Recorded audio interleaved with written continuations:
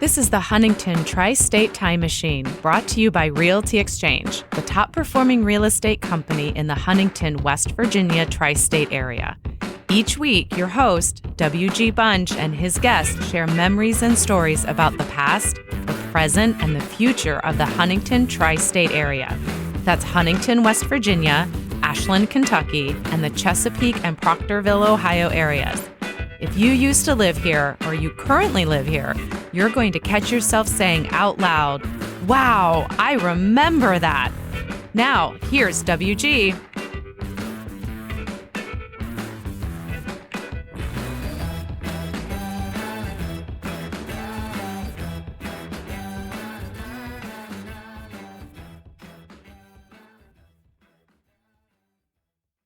Beth, I hear you calling. That's all the words I know, but I can't come home right now. Me and the boys are playing. We just can't find the sound. Come on now. Just a few more hours. Right home to you.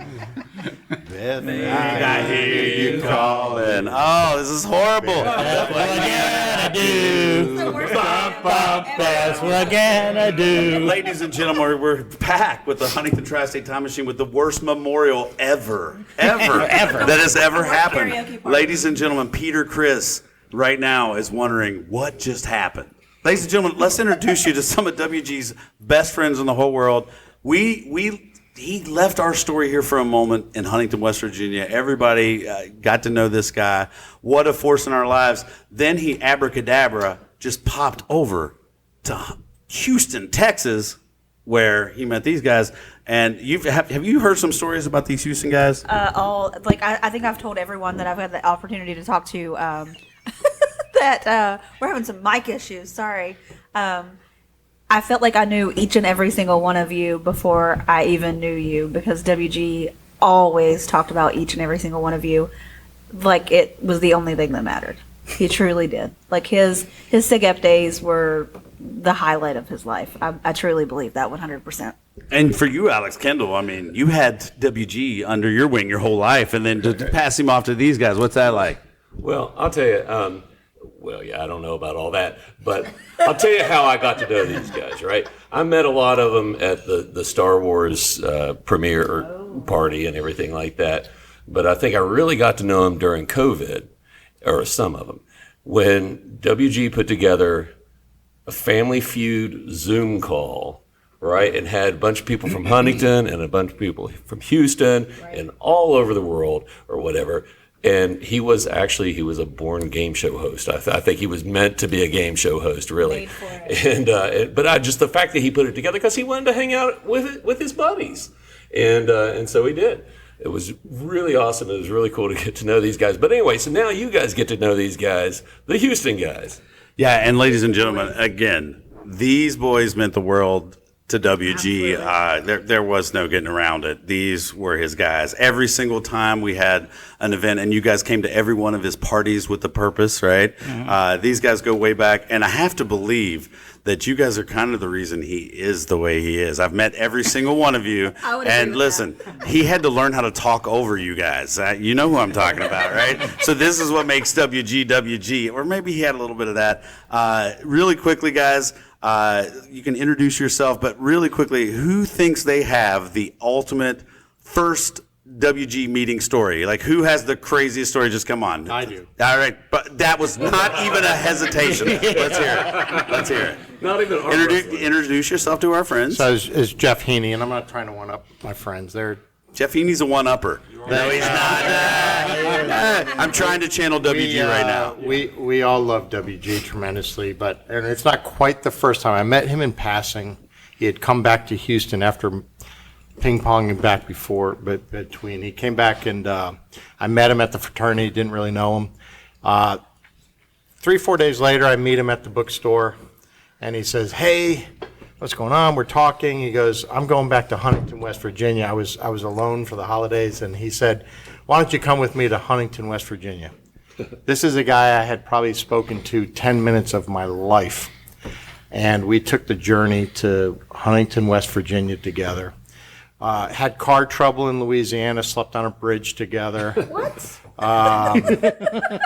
We got to what we thought was like an hour out, and sorry for this, but we started celebrating, popping champagne bottles, and realized he was missing a page to his flip map book, and so Oh no. The triptych. the triptych. And then so this is a guy I had talking to 10 minutes of my life, and I'm in Huntington, West Virginia for a week of my life. We had a great time. I got to spend a lot of time with Bev, with and without WG. Met his father, met a lot of his high school friends, and just really, I thought of all the stories I wanted to share. This was one I wanted to share because it had something to do with Huntington, and I thought the podcast How would. beautiful that literally knowing the guy, like the very least, and you're like, yeah, I'll spend a week with you. That I think this was our relationship. It was full of impulsive, stupid ideas, and I love it. But for the last 2 weeks, all I've had were a million stories that run through my head, and he really, growing up, and not to belabor the point, I went to 9 different schools. I never had a deep yeah, I get friendship that. before, and he's one. Many of the guys here as well. He's one of my first true friends, and That's beautiful. it's really just that story to me sums up how our life was together. That's beautiful. Absolutely. Believed in the brotherhood. All right, so which one of you want to share something that you feel like was so unique about WG? We see a hand. We see a hand. It's Bill Introduce Flannery. yourself. Ladies and gentlemen, Bill Flannery. Hey guys, my name's Bill Flannery. Probably WG is one of the first people I met when I first moved to Houston in 1987. And to pinpoint one unique thing about WG, Yes, it's going to be challenging because there's so many. you're right. I could go on. I could absorb the entire podcast here, but let's think. So, first of all, what an unusual name. I think after I first met him, it took me a few weeks to figure out what's your name again. Yes. WG. I thought it was like W. Then I realized 2 initials, William Bunch. He was a legacy in the fraternity. I don't think either one of us knew what we were getting into or what the fraternity had in store for us. I mean, I'll second Jeff. I mean, these are lifelong friendships that were forged over such a short period of time. So you can imagine how close we were as together in like 2 years. Some of these guys I spent 2 years with cumulatively, we're talking hours of time. So he was such a unique person. One of the things that was really funny about him is he was a coupon guy. So this is I did not know that. yeah. So this is the new age information. this is the age of like the coupon books, the real thick ones you would buy. Oh, yeah. With all the obscure restaurants that were maybe not even open any longer. And his favorite thing with me was to go out to eat and present the coupon at the end of the meal as his half. And it wasn't a talk ahead of time like, dude, I don't have any money. I'm going to only have the coupon. And then you're like, why are we eating at some Salvadorian restaurant? What is it? What's going on here? And then he'd present that. Okay. The other thing was unique about this coupons is like his wallet was filled with coupons. I think this is quite possibly the best story that's been shared with me in the last couple of days. So we used to call his wallet like a saddleback, like a letter carrier. Right. It was so fat. Like if he sat in a chair, he'd have to turn kind of cockeyed just because his ass would be, because of this wallet. So, and if you know WG, these are not insults. This is how we communicated. Right. This is who he was. Right. And we dished it out, we took it, but it was always in a super, loving way. And the coupons were funny. I'll tell you one more coupon story, then I'll be done. One more coupon story. So as roommates, there are more than one. Yeah, as roommates, same thing applied. Go to the grocery store, most of his contribution, coupons. But his coupons were, again, for obscure things. Looney Tunes TV dinners. Oh, of course. We're 21 years Of old. course. That's like 2 chicken McNuggets. 2 nuggets, like a handful of peas, and, a little tiny brownie. It was like, dude, what is this? We can't eat this. We can't live on this. But in that, and we, of course, had, our freezer was Looney Tunes, that, Goldschlager. What's Rumple, just any kind of, it has gold flakes. Let's buy it. All right. Well, give me somebody else for a second. Somebody give me the biggest laugh you ever had at or with WG. Whoa, at or with. You wait a minute. You edited the question. You edited the question at or with. At or with. Listen, I will say this. You mentioned something. You guys have a relationship that I could never quite understand. I was not a frat guy, but I will say you guys have a love for each other that supersedes anything I've ever seen. And part of that is breaking each other's balls constantly, literally. Right. But I mean, out of that comes so much love, and I think you said that the best just a moment ago. So, It's beautiful. so when you changed that, I think you changed it because of what he said, right? So, what is the best laugh you've ever had at or with WG? Actually, I think we're going to need a few of these. All right, gentlemen, who's first? Hey, this is Kevin Buttery. I knew WG from University of Houston also, and when I first started working right out of, when I graduated, I was working for a deli, Jason's Deli, and when I was jogging a couple weeks ago, I was listening to a podcast, and I think one of them was in regards to a deli here. The Rodoff family. Yes. That was one Right, of so our I started favorite ones. thinking, and I've been telling some of these guys today, I've been searching for this video that he sent me, a few years ago. Yeah. When I had first started working. I first started working, was working 70, 80 hours a week. Oh, wow. And Bill was talking about him being a coupon guy, and he used to come a lot. He used to go, buttery chicken pepper saute. That was his favorite baked potato. He would come in the middle of lunch. I thought that was your full name. He would come in the middle of lunch, and I'm just sweating and everything, and I'm like, oh, he's cool. He's here to, give me a break, give me a laugh. But now I think it's probably because I gave him food for Coupons. free.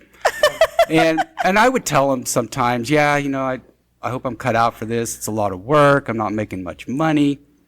And then one day he came in, same thing. He ordered the baked potato, and then he came up to me, and it was in the middle of lunch, and he comes up to me with a Gene Simmons kiss mask. And so he goes, take me to your slicer. So we go back to the meat slicer. He gets his camera out. I put a piece of roast beef stick on the slicer, and he puts the Gene Simmons mask over it. And we start slicing roast beef. It was funny, but it was also Sounds a little morbid. it was also the relief I needed. He kind of knew, okay, I got to get this guy loosened up. I can be kind of tight, sometimes, but he knew. That's just an idea I think we all know, is how he knew how to Right. make us relax, make us Absolutely. laugh also. I would So, agree with Oh, that. that's so good. That's, So, guys, I know. Show of hands who's been to a Kiss concert with WG. Everybody, right? All right. So, quick question. This came to me just now. So, the question will end after this small little story. So, one time WG Bunch comes to me and says, "Hey, Murph, it's like a Thursday night. Right. You want to go have a drink?" I'm like, "Yeah, we'll go have a drink, but here's the deal. You got to have me home, but midnight, latest 1 o'clock. We're not doing this again. There's no trouble going to happen tonight, WG Bunch." And he says, "I promise I'll have you home by 1 o'clock in the morning. We're just going to go have a drink." All right, no worries. It's 6 o'clock. He picks me up. The next thing I know, we're on the interstate. I'm like, "Where are we going? A new bar, a new fantastic place?" No, he's like, "Just don't worry about it. We're driving 45 minutes. I'm like, "Wait a minute, something's up." Sir, where are we going? The next thing I know, we're in Lexington at a Kiss concert. That's where we were having the drink, right? We were having At a the drink concert? at the Kiss concert, and he said, "I promised you it was a drink. We are having drinks, and I will have you home by 1 o'clock in the morning," which he did. But my so gosh. all that being said, that was a surprise kiss extravaganza that I didn't know was going to happen. What was the most surprising thing that WG ever did with for you? Like, we all have seen the PowerPoint productions. We've all seen this guy would jump through hoops to make you laugh. What was the Absolutely. most surprising thing he ever did to make you laugh? With these big, like, You should see the Moments, faces. Everybody, right. like, the eyes are like, it's not do that you you pick can't come one? up with one. It's that Yes. you can't narrow it down to one. anything Come on, Scott. elaborate or- Scott, share some history with us. Scott Nordstrom, come on. Listen, History. fantastic friend of I learned WG's. so many things with you kiss Oh, people. but this guy, you kiss people. Hey, wait a minute. That's very derogatory. You're getting canceled. You kiss people? Really? Really? As you wear a Kiss shirt? I got one for Scott. If WG had been a member of KISS, which one would he have been? Starman? Star Child. No question. I told you this already. So for the record, Gene for the, Simmons. his favorite one, but talk if of he, Gene Simmons, but if he was a Star member, Child. Yeah. Would have been he would have been started. I told you before you even asked this question. I was like, this is not going to last long because everyone at the table, hands up if he's Gene Simmons, hands up if he's Paul Stanley.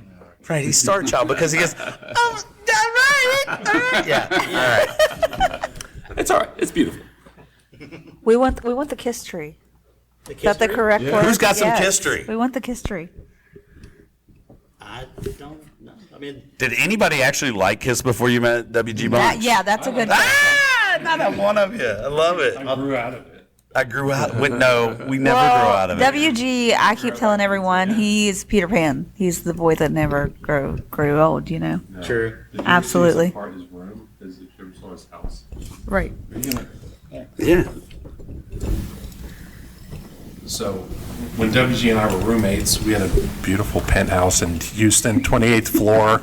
Oh, is But that his- the one with the neighbors that you guys messed with? Yeah, the neighbor's fraternity brother and another guy lived right beneath us. Both fraternity brothers. That's true. Both fraternity brothers. Sorry. Thanks, Jeff. Jeff's very bossy. Now I lost my train of thought, dude.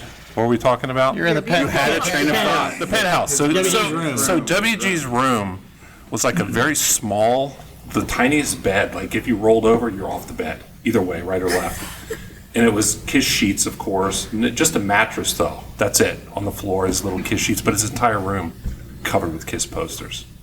It was kind of unusual because I was like, kind of more of a crate and barrel guy. It didn't even exist then. Come on now. Bill Flannery. He's so chic. Yeah, and he had all this Kiss stuff, but I mean, it worked. It was like he was just, just his passion for that, and I got back into Kiss because of that, because of the posters. I mean, I didn't have the chops that most of these guys have in terms. The chops. Yeah, in terms of like the. I didn't have the fan chops. But it didn't matter as long as you were a participant in what he set up, dude.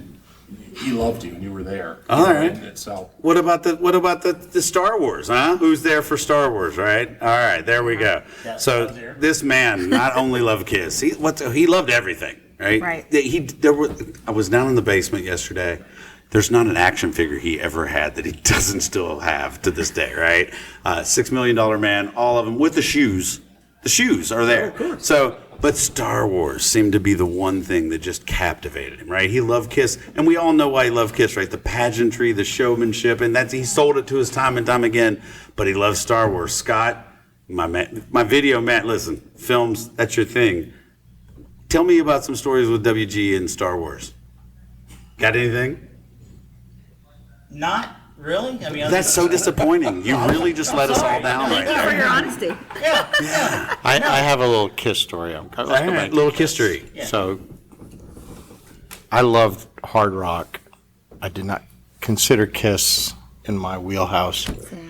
He took me to Galveston, Texas for a spring break Kiss concert.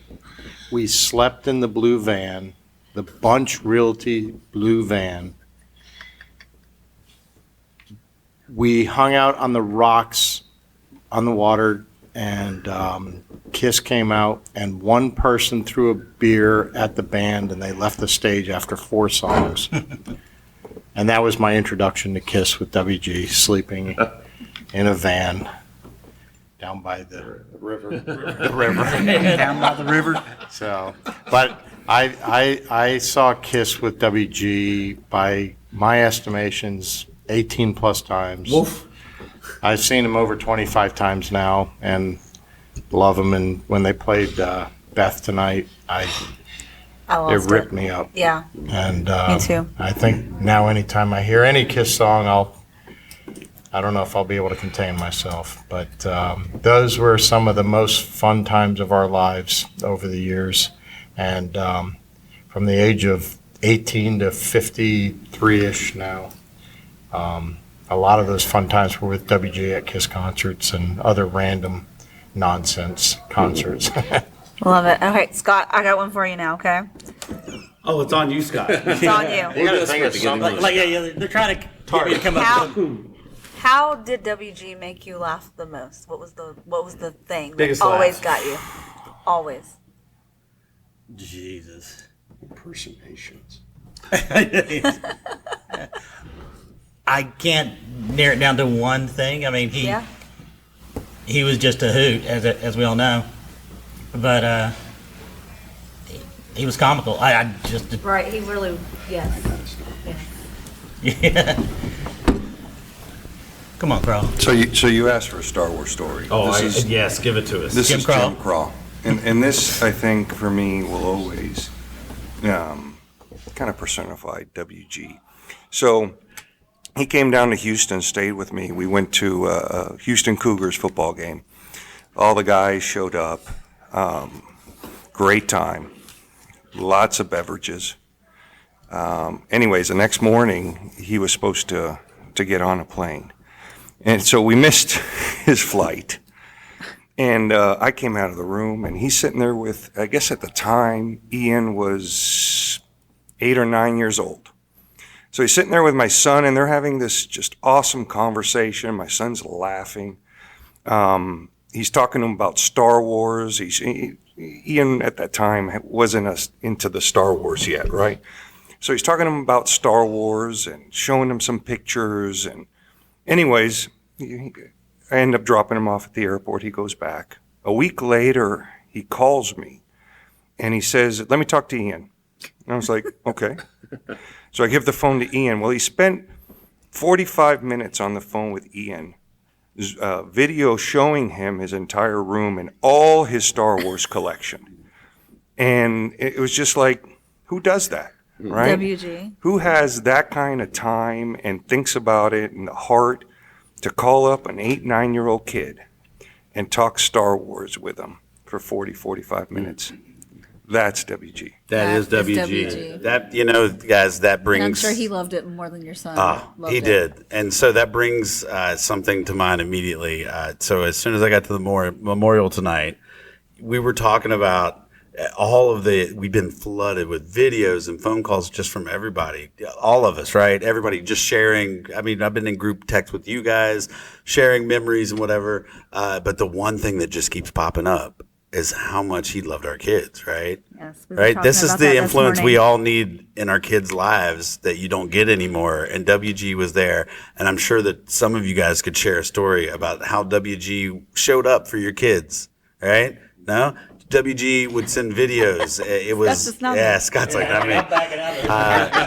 I can tell you, like, it's so for me, my kids, they always knew WG. WG was the guy that was always good for $20 when you needed to. He wanted you to watch his PowerPoint presentation, right? Yes. They'd be like, "I'll learn about Kiss or Star Wars all day long, Dad, for $20." Right? So, anybody else have any stories about WG sharing with their kids? Sharing any stories or? I mean, he really, really gave back to the kids in such a big way. Absolutely. And it was because we're all kids, and I've met every one of you, and I know we're all sharing the same dream. We're not growing up.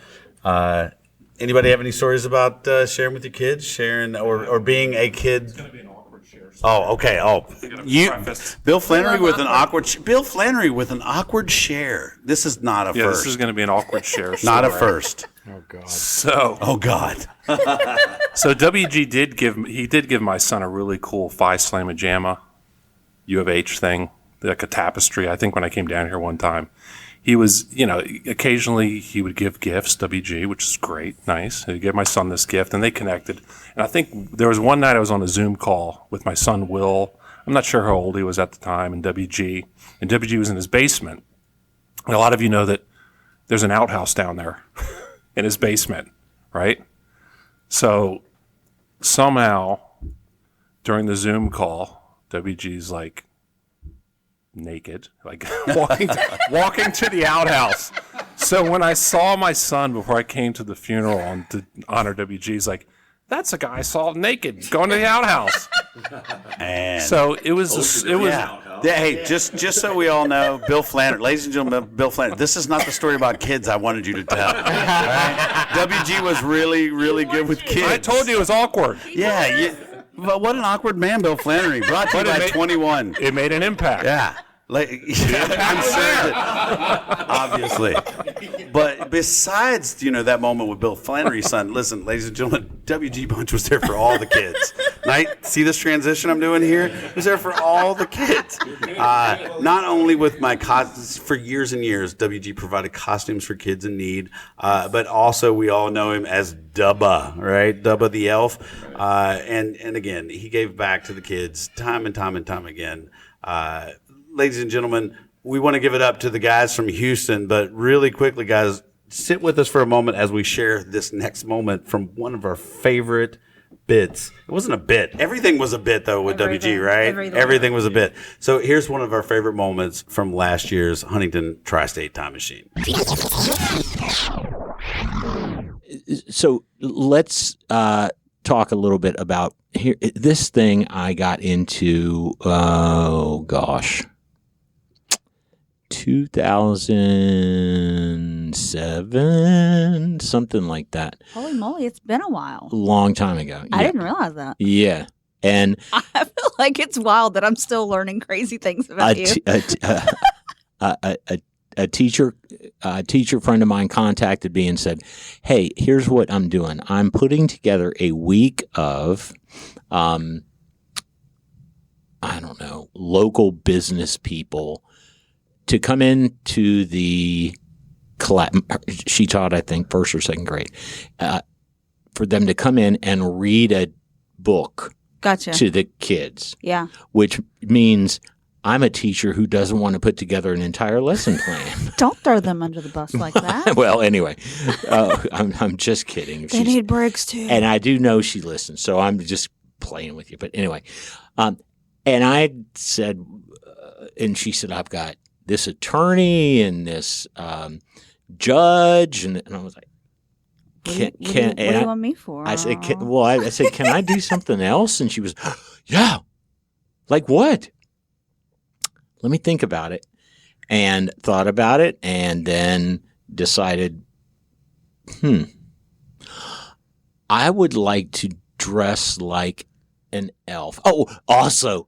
Oh, you thought about it, not her. No, me. Yeah. You came up with this. Yeah, and also, no kids for this episode. No kids for this earmuffs. Not because of profanity, because I don't want. We don't want to ruin the magic. Exactly. So, and I said, what if I just come in and just kind of freestyle it? And she's like, that'd be great. Yeah. And I'll answer questions about the North Pole and so, I love it. And so I went in and just clowned around and so it started a long time ago, and you're like basically a pro at this point. I didn't realize you had been doing it this many years. Yeah, and then COVID hit, and so I took 3 or 4 years off. I'm guessing that's probably why I didn't realize. Yeah. Okay. It was something where it didn't work, and I had teachers, because after the first year I only did her class, and then the second year 3 or 4 other teachers contacted me. Oh, hey, info spreads like wildfire. Yeah, I know her, and she says you're great. Can you come do my class? Sure, why not? Then the next year you're doing 12. Then the next year 24. Yeah, so this year This year I'm doing 19, I believe, and it's been cut off and stuff. And it'll be about 350 kids. Yeah, easily with 19. Yeah, and That's almost a full month of classes for me. And I do it all in 1 week. Holy moly! And I don't let the classes cannot combine. Yeah, they can't mix. It can't be like. Well, it's hard. It's hard. I don't think a lot of people that don't teach or are not in a classroom setting don't realize how overwhelming anywhere from 15 to 18 kids can be for one human. Oh, I can imagine. To manage. Yeah. So I could see how there's no way you would interact with each of those kids if you combine classes. And I have to. I'm not just saying this. I have yet to go to a class where I felt the kids were out of control or anything. Right. And they love their teachers. They love them. Yes.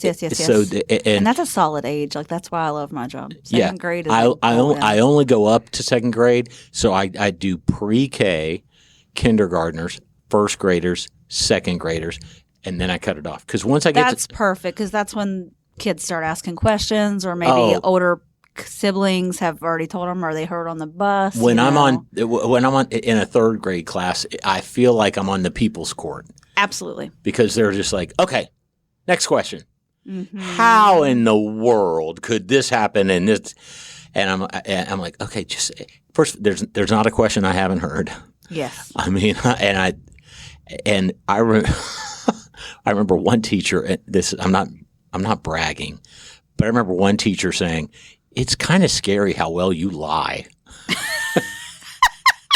I was like, I'm trying to be. Your girlfriend needs to watch out. I know. I was like, I'm trying to be an elf here. What do you want me to do?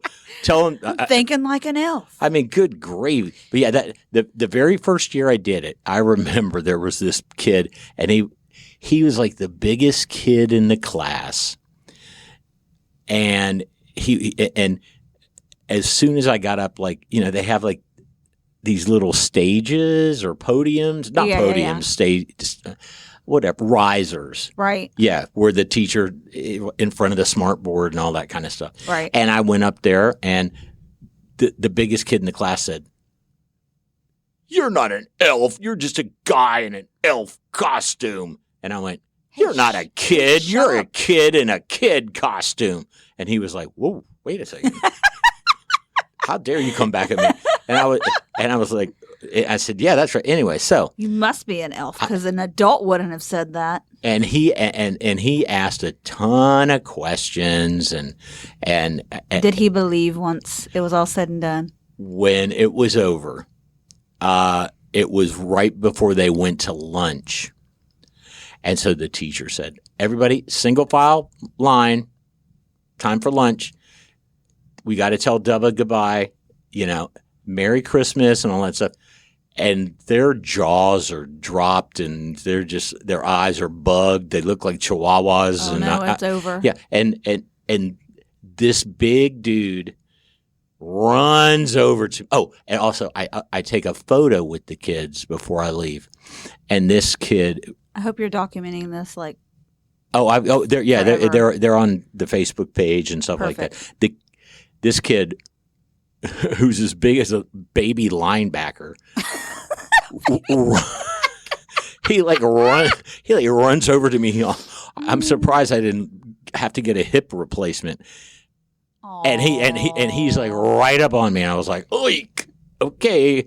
And then they get into the single file line, and then they're in the single file line, and then he runs back over by himself, and I was like, "Oh God, this kid's gonna tackle me again. What is going on?" And he comes over and he tells me to come down, and he whispers and he says, "Tell Santa that I believe in him." Oh, and that right there makes it worth it. And just pure instinct. All I did is I just winked at him, and that was it. You are so good at that. I don't park in the parking lot or where the teachers park or where any student. I park purposely blocks away, so that they see me walking away. I love that. Because that way they're like, if they see me get into a Cadillac, they're going to go, What's that? I knew this dude was fake. With the Realty Exchange on the front. Yeah, exactly. Realty Exchange on the front, and they're like, Realty? What the heck? Thanks for listening to the Huntington Tri-State Time Machine, brought to you by Realty Exchange, the top performing real estate company in the Huntington, West Virginia Tri-State Area. If you have a memory you would want WG to talk more about, just send him an email at memories@htstimemachine.com or post a comment on the Time Machine Facebook group page. Did you like this episode? Be sure to share it with friends and family. You can find a link in the show notes that you can use to share it. And be sure to let Realty Exchange know that you like the podcast as well. Their contact information can be found in this episode's show notes.